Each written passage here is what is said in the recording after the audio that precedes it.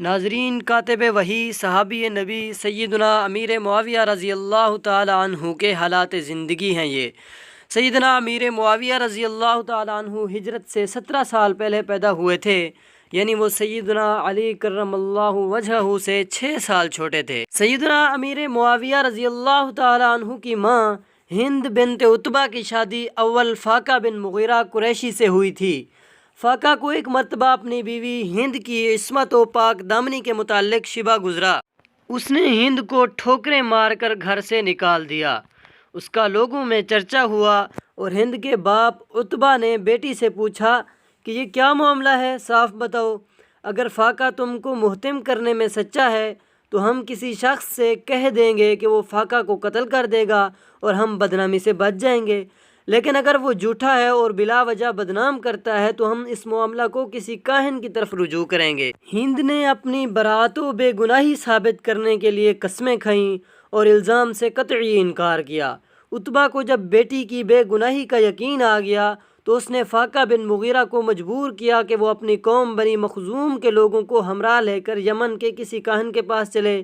اس طرح عتبہ بن ربیعہ بھی اپنے ہمراہ عبد مناف کے چند لوگوں اور ہند کو مع اس کی ایک سہیلی کے لے کر روانہ ہوا۔ کاہن کے پاس ان لوگوں نے پہنچ کر کہا کہ ان دونوں عورتوں کے معاملہ کی طرف توجہ کیجیے۔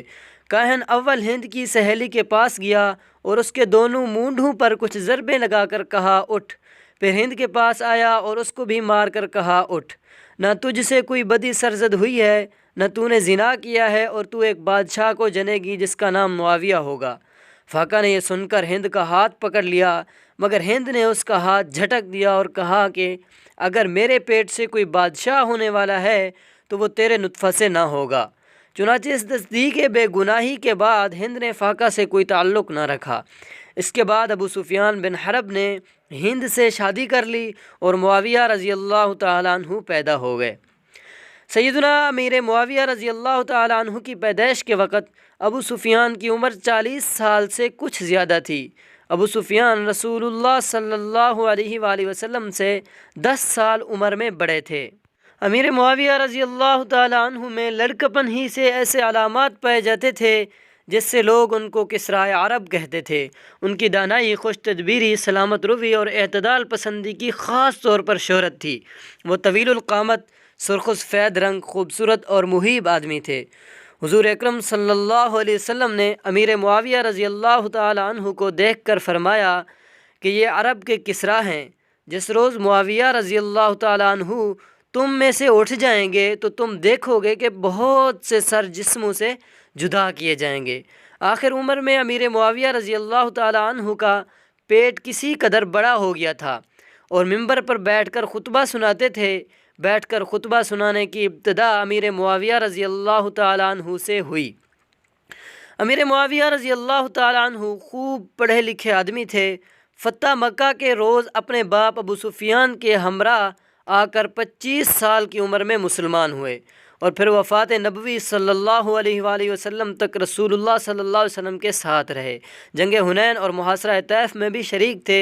اس کے بعد رسول اللہ صلی اللہ علیہ وآلہ وسلم مکہ میں تشریف لا کر عمرہ ادا کرنے کے بعد مدینہ منورہ کی طرف روانہ ہوئے تو امیر معاویہ رضی اللہ تعالیٰ عنہ بھی آپ صلی اللہ علیہ وسلم کے ہمراہ مدینہ میں آئے اور کاتب وحی مقرر ہوئے۔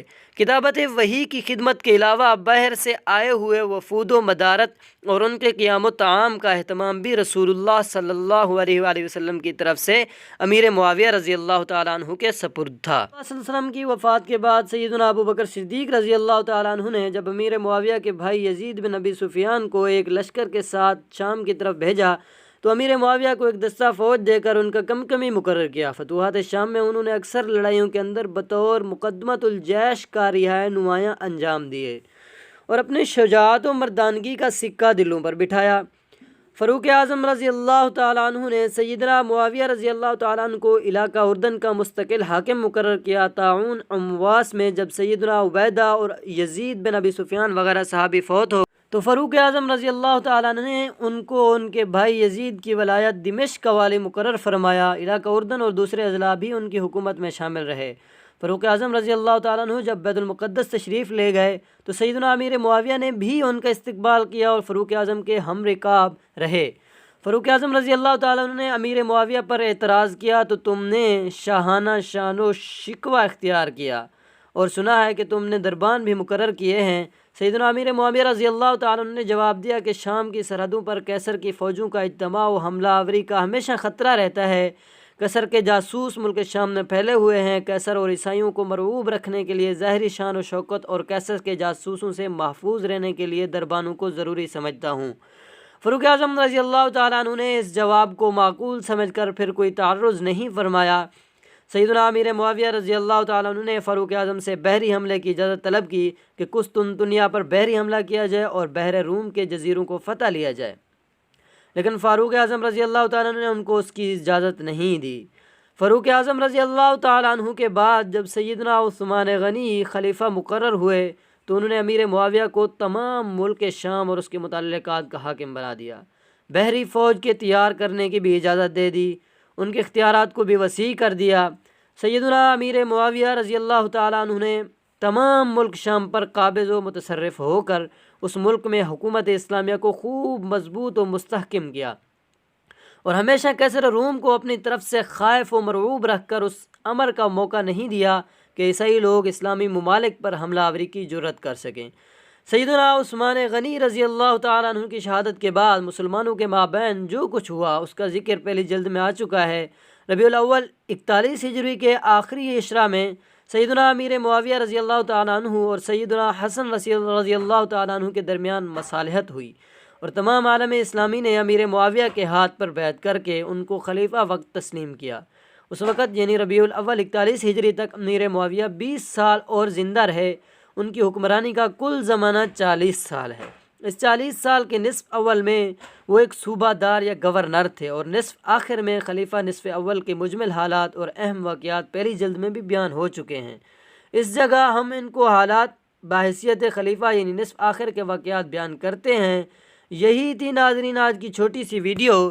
اگر ہماری ویڈیو آپ کو آئی ہو پسند تو آپ نے کر دینا ہے ہمارے چینل کو سبسکرائب، ساتھ ہی بیل آئیکن کو پریس کر دینا ہے تاکہ ہم اس طرح کی کوئی اسلامی ویڈیو اپلوڈ کریں تو آپ تک بآسانی پہنچ سکے۔ ناظرین اب چاہتا ہوں اجازت، ملتے ہیں نیکسٹ ویڈیو میں، تب تک اپنا اور اپنے پیاروں کا خیال رکھیے گا۔ والسلام۔